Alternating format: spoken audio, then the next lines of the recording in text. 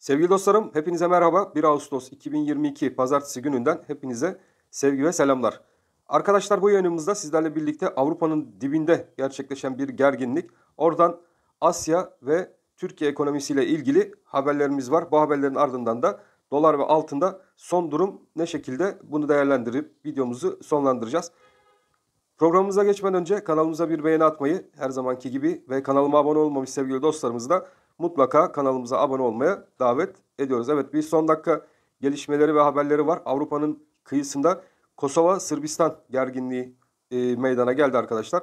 Kosovalılar Sırbistanlıların Sırbistan kimliğiyle Kosova içerisinde gezinmesini istemiyorlar.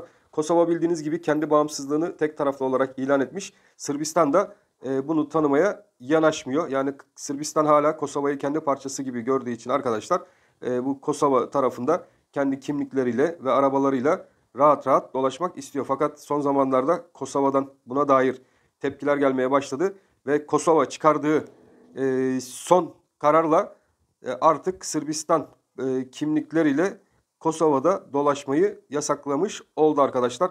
Tabii bu kararın ardından Sırbistanlıların yoğun baskısıyla karşılaştık Kosova. Sırbistanlılar hemen sınır bölgelerini kendi araçlarıyla kapatıp eylemlere başladılar. Bunun üzerine Sırbistan ve Kosova arasındaki bu gerginliğe NATO barış gücünden olan askerler var orada. KAFO adı altında.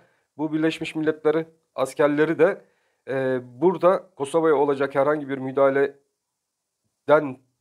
dolayı bir durum gerçekleşebilir ise olaya askeri olarak müdahale edeceklerini bildirdiler arkadaşlar. Evet, burada Avrupa'nın yakınında, kıyısında hemen gerçekleşen bu gerilimin ardından Kosova hükümeti tarafından tekrardan bir açıklama yapıldı ve bir ay daha bu sürenin uzatılacağı şeklinde yeni bir açıklama geldi. Bölgede gergin durum devam ediyor. Evet, Asya tarafına geçelim. Asya ile ilgili haberlerimiz vardı. Özellikle dün Asya'daki gerilim, Çin ve Tayvan arasındaki olan gerilime ABD'nin de dahil olmasıyla birlikte Pelosi'nin bölgedeki Asya ziyaretleri içerisinde Tayvan'ı da ziyaret edecek olmasını açıklamasının ardından arkadaşlar Çin hükümetinden büyük bir tepki gelmişti. Bunu sizlerle birlikte takip etmiştik. Ve bu tepkiyle birlikte eğer Pelosi'nin Tayvan'ı ziyaret etme durumu gerçekleşir ise buraları vurma seçenekleri askeriyenin seçenekleri arasında olduğu ABD tarafına iletildi. Bunun üzerinde gece yarısı arkadaşlar biliyorsunuz altın tarafında yukarı yönlü bir hareket bekliyorduk. Fakat ABD tarafından yapılan açıklamada Pelosi'nin Tayvan ziyaretinin iptal edildiğinin açıklanmasının ardından gece yarısı altındaki beklediğimiz sert hareketler şimdilik ertelenmiş gibi gözüküyorlar. O yüzden altın tarafında yükseliş beklentilerimizin olduğu fakat gece yarısı Pelosi'nin bu kararından vazgeçmesiyle birlikte tansiyonun düşürüldüğünü buradan gene sizlere belirtmek isterim. İç tarafta Şahap Kavcıoğlu'nun arkadaşlar Türkiye Cumhuriyeti Merkez Bankası Başkanı Şahap Kavcıoğlu'nun İSO Odalar Birliği başkanlarıyla yapmış olduğu tartışma hala da gündemi meşgul etmekte. Biliyorsunuz burada size istediğiniz kadar krediyi verdim.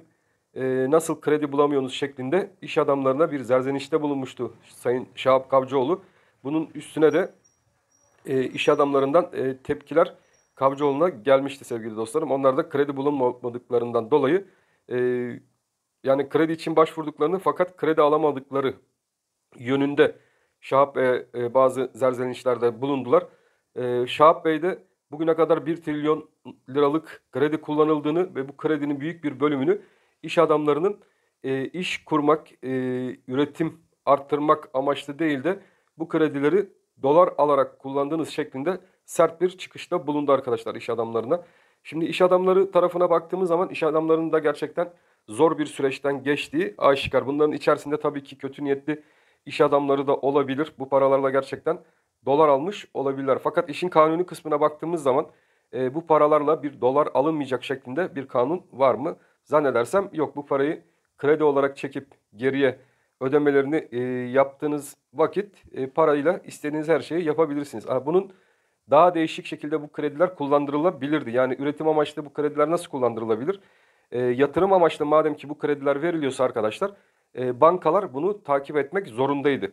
Yani iş adamlarına üretim amaçlı verilen kredinin nerelere kullanıldığı, bunların faturalarının fotokopileri istenerek düzenli bir şekilde yapılan bu kredilerin, kullanılan kredilerin gerçekten üretime kazandırılıp kazandırılmadığı fatura aracılığıyla kontrol edilebilirdi. Mesela atıyorum 1 milyar liralık kredi kullandırdınız iş adamlarına. Yani karşılığında 1 milyar liralık da fatura istersiniz. Bu işle ilgili alınan kredinin hangi işte kullanılacağıyla ilgili faturayı istersiniz. Bu şekilde bu paranın üretime gidip gitmediğini denetleyebilirsiniz. Aslında bu kadar basit. Bu işi bu kadar siyasi malzeme yapıp e, gündemi özellikle dolar kıtlığının yaşandığı bu günlerde topu oraya buraya atmaya da gerek yok. Sıra biliyorsunuz iş adamlarının zaten belli bir miktarın üzerindeki parasını e, dolar miktarından olan kısmını TL'ye çevirmedikleri vakit zaten burada bir kredi mekanizmasını hükümet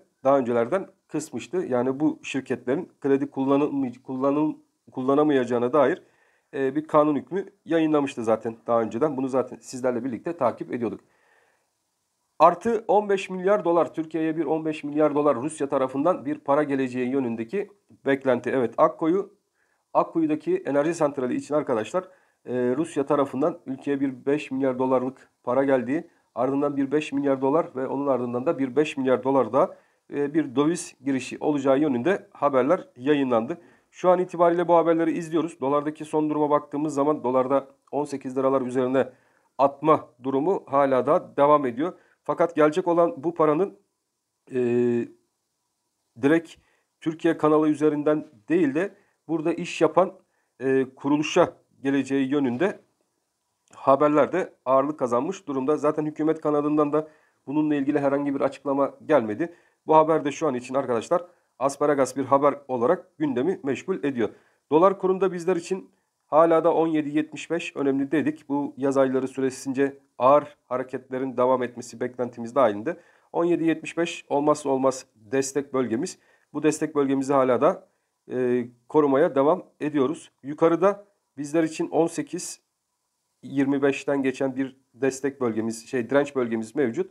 Ve en yukarıda bu hareketlerin 17.75 üzerinde devam etmesi, yukarıda hala 18 lira 40 kuruş seviyelerinden geçen bölgenin de önemli ana hedef bölgesi olarak dolar kurunda yukarı yönlü hareket beklentisini hala da devam ettirdiğini görüyoruz. Yani kusursuz fırtına dolarda hala da yukarı yönlü çalışmaya maalesef ki devam ediyor. Ülkemizin döviz rezervlerinin az olması turizm tarafında turistlerin ve otellerin doluluk oranının tahmin edilenin bir iki tık daha altında olmasından dolayı da arkadaşlar bizler maalesef turizm tarafında da beklentilerimizi şu an için bulmuş değiliz. Marmaris tarafında bir yangın başlamış. Marmaris tarafındaki yangının da inşallah bir an önce söndürülmesi ve kontrol altına alınması dileklerimle ileteyim ve oradaki yaşayan tüm arkadaşlarımıza da geçmiş olsun dileklerimizi iletmek isterim. Altın tarafına hemen geçelim. Evet, altındaki son durum ne şekilde? Evet, altında 1764. Arkadaşlar şurada bir ara direnç bölgemiz var. Altının ons tarafında 1764 bölgesinden geçen alan. Bunun gene üzerinde bir 1772 dolar seviyesinden geçen ons altında bir kuvvetli direnç bölgesi daha mevcut. Ben şu 1772 doların geçildiğini görebilir isem arkadaşlar ana hedef olarak benim için 1830 dolarlar ilk anda bir hedef bölgesi konumuna girecektir. O yüzden altın takip eden özellikle ons altın tarafını takip eden arkadaşlarımız için 1772 dolardan geçen direnç önemli olacak. Ara direncimiz ise 1764'te olan bölge. Bu bölgeyi 1772 civarından kapatabilir isek bu hafta yukarıda 1830 dolarlar artık bizler için ana hedef konumuna doğru gelmiş olacak. Gram altın tarafındaki olayımız 1818 direnci, 1018 direnci pardon. Şurada bir 1018 direncimiz mevcut. Bu 1018 direncini yukarı yönlü aşmamız bizler için 1036 direnç bölgesine doğru yukarı yönlü hareketin devamını sağlayacak. Burada 1000 lira artık bir destek konumuna gelmiş durumda. Bu 1000 lira desteği üzerinde kaldıkça yukarıda bizler için 1036 ve buradan 1060 TL'ler civarına doğru hala da bir ana hedef bölgesi gram altın tarafında bizler için çizilmiş durumda. Ana perspektifine baktığımız zaman 950 bölgesi hala bizler için güzel bir stop bölgesi. Buranın üzerinde kalındıkça yukarıda ilk etapta şu 950, yani şuradan böyle bu kanalı çizdiğimiz zaman arkadaşlar bakın 950 ve 1060 kanalları içerisinde altındaki hareketlerin devam ettiğini sizlerle birlikte takip ediyoruz. Zaten 950 bizler için bir dip bölgesi olarak takip ettiğimiz alanda. Stokastik indikatörüne baktığımız zaman yukarı seyrin hala devam ettiğini, burada da hareket bizlere yukarı yönü gösterdiği açık ve net gözükmekte. Grafik üzerinde de zaten baktığımız zaman. Gümüş tarafına hemen geçelim. Gümüşteki son hareketlerimiz. Evet, gümüş. Evet, gümüşte biraz bir dinlenme. Fakat bu dinlenmede yine gümüş tarafında kısa kısa şu şekilde yukarı yönlü hareketler göreceğiz. Evet, şu şekilde yukarı yönlü bayrak hareketleri şeklinde yukarı yönlü hareketler devam edecek. Bu hareketin şu an itibariyle bizler için kısadaki gümüşün onsundaki hedef 21 dolar 50 sent civarına doğru gidecek bir hareket. Bu harekette biliyorsunuz 18 dolar bizler için dip olacak bir bölgeydi ve önemli bir destekti.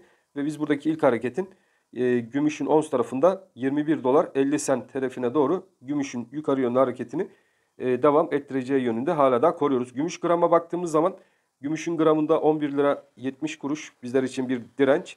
Bu direncin kırılıp ons bazlı ve dolar etkili olaraktan kısadaki ana hedef bölgesi 12 lira 50 kuruş civarında bulunan ana hedef bölgesine doğru hareketlerin devam etmesi yönündeki beklentimiz geçerliliğini koruyor. Burada bizler için 10 liradan geçen alan zaten önemli bir dipti ve bu dip hareketinin 12 lira 50 kuruş hedefli olarak bir dalga boyu şeklinde yukarı yönlü çalışacağı yönündeki kısa bazlı hedefimizde hala da devam etmekte gümüş tarafını takip eden sevgili dostlarımız için.